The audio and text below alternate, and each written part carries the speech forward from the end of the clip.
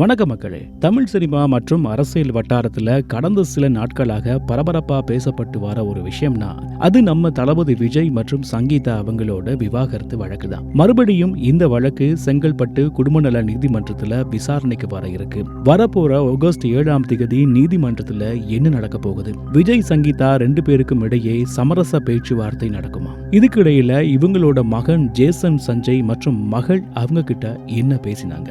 அது மட்டும் இல்லாம சஞ்சயோட முதல் படம் ரிலீஸ் ஆக போற இந்த நேரத்துல மகனுக்காக விஜய் சங்கீதா ரெண்டு பேரும் ஒன்னா வர போறாங்களா? இதையெல்லாம் பற்றி இந்த வீடியோல ரொம்ப விரிவா பார்க்க போறோம். ஃபுல்லா இந்த வீடியோ பாருங்க. மறக்காம நம்ம யூடியூப் சேனல்ல சப்ஸ்கிரைப் பண்ணி வைங்க. முதல்ல இந்த வழக்கின் பின்னணியை பார்த்துடலாம். கடந்த 2025 டிசம்பர் 24ஆம் தேதி அன்னைக்கு செங்கல்பட்டு மாவட்ட நீதிமன்றத்துல சங்கீதா அவங்க தரப்புல விவாகரத்து மற்றும் நிரந்தர ஜீவனாம்சம் கோரி மனு தாக்கல் செய்யப்பட்டதுங்கிற செய்தி வெளியாகி மிகப்பெரிய அதிர்ச்சியை ஏற்படுத்தியது. நீண்ட காலமாவே ரெண்டு பேரும் தனித்தனியா தான் இருக்காங்க அப்படிங்கிற செய்திகள் பரவிட்டு வந்த நிலையில இந்த வழக்கு செங்கல்பட்டு முதலாவது குடும்பநல நீதிமன்றத்துல விசாரணைக்கு வந்துச்சு. இப்போ சமீபத்திய தகவல் படி இந்த வழக்கு ஆகஸ்ட் மாதம் 7ஆம் தேதி ஒத்திவைக்கப்பட்டிருக்கு.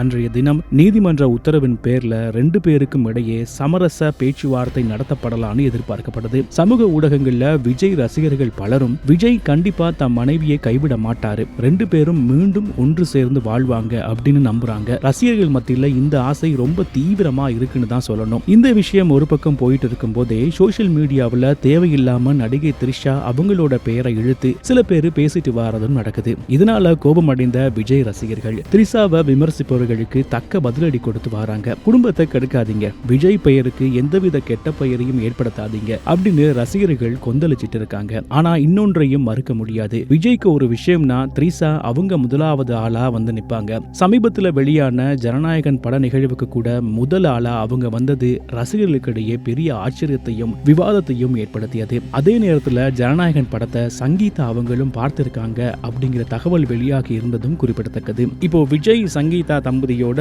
மகன் ஜேசன் சஞ்சய் அவரை பத்தி பார்ப்போம். சஞ்சய் சமீபத்துல கொடுத்த நேர்காணல்ல நான் அம்மா அப்பா ரெண்டு பேரோட சம்மதத்தோடும் அவங்களோட ஆசீர்வாதத்தோட தான் ஒரு இயக்குனர் ஆகணுங்கிற முடிவு செஞ்சேன் அப்படின்னு தெளிவா சொல்லியிருந்தாரு. இப்போ அவரோட முதல் படம் ரிலீஸ் ஆக தயாராக இருக்கு.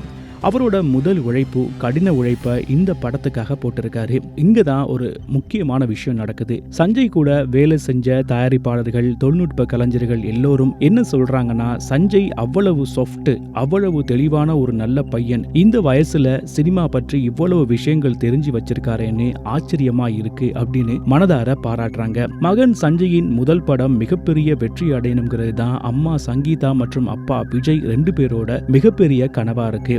அதனால் சஞ்சயோட முதல் படத்தை பார்க்க விஜய் மற்றும் சங்கீதா இருவரும் குடும்பத்தோடு வர போறாங்க. மகனுக்கு நேர்ல வந்து வாழ்த்து சொல்லி உறுதுணையா இருக்க போறாங்கிற செய்தியும் வெளியாகி இருக்கு. ஆகஸ்ட் 7ஆம் தேதி நீதிமன்ற விசாரணை ஒரு பக்கம் இருந்தாலும் மகனோட எதிர்காலத்துக்காகவும் பிள்ளைகளின் விருப்பத்துக்காகவும் விஜய் சங்கீதா இடையே மீண்டும் ஒரு சுமூகமான பேச்சுவார்த்தை நடந்து ரெண்டு பேரும் இணைவதற்கோ அல்லது சுமூக முடிவை எட்டுவதற்கோ அதிக வாய்ப்புகள் இருப்பதாக சினிமா வட்டாரங்கள்ல பேசப்படுது. ஆகஸ்ட் 7ஆம் தேதி நடக்க போற நீதிமன்ற விசாரணைக்கு பிறகு என்ன நடக்க போகுது? விஜய் சங்கீதா மீண்டும் இணையணுங்கிற ரசிகர்களின் ஆசை நிறைவேறுமா? சஞ்சயின் இயக்கத்துல வெளியாக போற சிக்மா படம் எப்படி இருக்க போகுது? இதையெல்லாம் நம்ம பொறுத்திருந்தான் பார்க்கணும். இதை பற்றி நீங்க என்ன நினைக்கிறீங்க? விஜய் சங்கீதா மீண்டும் சேரணும் அப்படின்னு சொல்லி நினைக்கிறீங்களா? உங்களோட கருத்துக்களை கமெண்ட்ல சொல்லுங்க. மறக்காம நம்ம சேனலை சப்ஸ்கிரைப் பண்ணி வைங்க. இன்னொரு வீடியோல உங்களை சந்திக்கிறேன். வணக்கம் நண்பர்களே.